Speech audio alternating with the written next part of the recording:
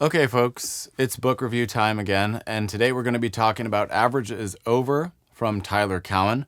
Even though this book was released in 2013, it contains great wisdom for the future. Such a great and valuable book that I know you're really going to enjoy.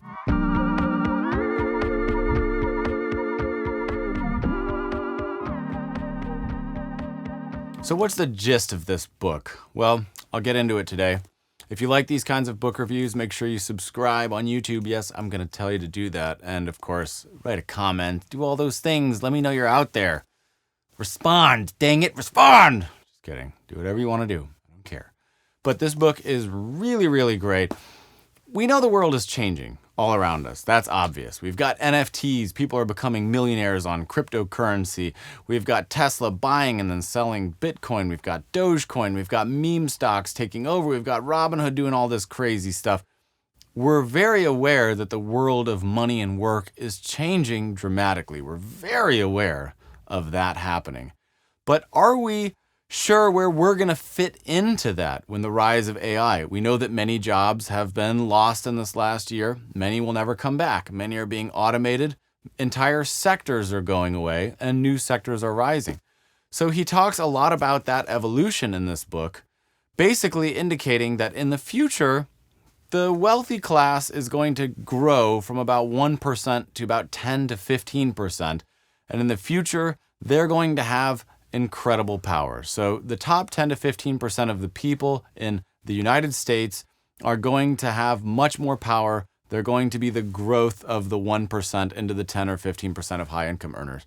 They're going to have great healthcare. They're going to have a great life, great freedom, all of these amazing things. But everybody else, the 85, 90%, they are going to be largely left behind in many important ways. So he uses, as so many of these books do, the analogy of chess. And why is it always chess? It's always chess, isn't it? They always talk about chess and grandmasters. But if we look at the evolution of chess as being a specific instance of AI, we can kind of get some insight into where we're heading as a species in general. So in the beginning, humans were the great grandmasters of chess. And there were computers, but they were very weak. They were easily defeated by any decent chess player. And then a giant watershed moment occurs when Garry Kasparov, one of the greatest chess grandmasters ever to play the game, is defeated by a computer for the first time. And then everybody goes, uh-oh, maybe computers can be smart.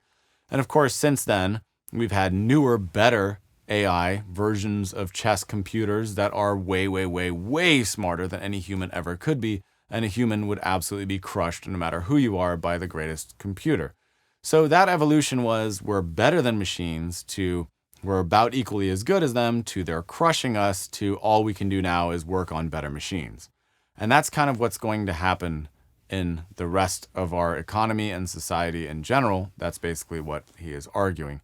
So now people use computers to do research, but it's easy to imagine a future world where the human isn't doing the research at all. The computer's doing the research. So all the human's job is just to input data into that machine, and the machine is doing all the work, and quite possibly we couldn't even understand the results that are coming out of it. So he basically argues that if you're not working with or on machines, you will be left behind.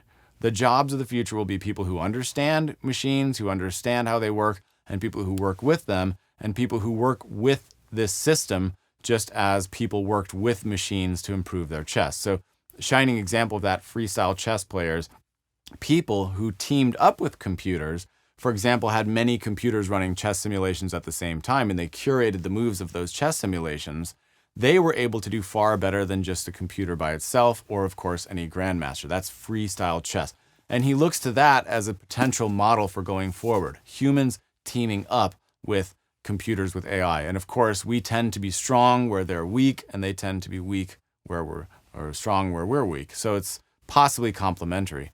So there's some great stuff here. And one of the quotes that caught my eye is towards the end. It says, "We will move from a society based on the pretense that everyone is given an okay standard of living to a society in which people are expected to fend for themselves much more than they do now."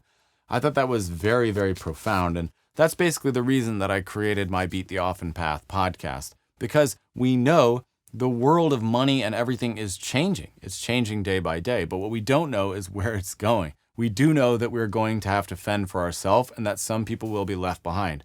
So my podcast is there to showcase unusual success stories, unusual paths to help us get those old models that won't work anymore out of our head. So it's a fascinating read. It's a page turner. I know you're going to really enjoy it. There's so much stuff that he predicted that is still highly relevant today. It's not going to feel really dated at all. It's very, very relevant. So again, this is a fantastic book. I am going to be thinking about this very often. Average is over. The middle of the US and most of the world is going to disappear. So you're basically either going to be on the train or off of it. Do you like book reviews in general? Any book recommendations for me? Leave them in a comment. Subscribe, share, all that stuff. Hope you enjoyed this. Buy the book.